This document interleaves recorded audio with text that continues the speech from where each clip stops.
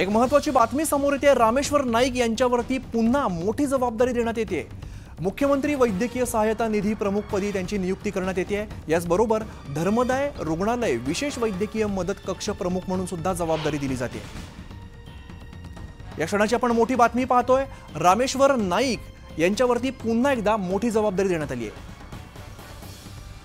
आमचे प्रतिनिधी प्रशांत सध्या आपल्या सोबत आहेत। प्रशांत, रामेश्वर नाईक यांच्यावरती पुन्हा एकदा मोठी जबाबदारी दिली जाते।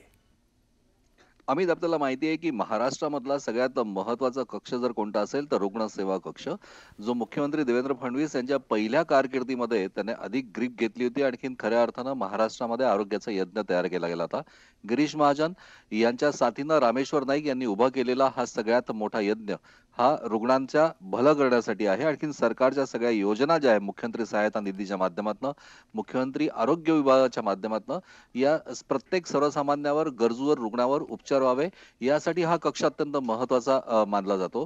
गेल्या सरकारमध्ये सुद्धा म्हणजे देवेंद्र फडणवीस यांच्या पहिल्या कारकिर्दीमध्ये सुद्धा रामेश्वर नाईक यांच्यावर ही जबाबदारी होती। या कक्षाची निर्मिती आणखीन विस्तार सुद्धा गिरीश महाजन यांच्या सहकार्यानं त्यांनी केला होता। आता पुन्हा एकदा जबाबदारी त्यांच्यावर आलेली आहे।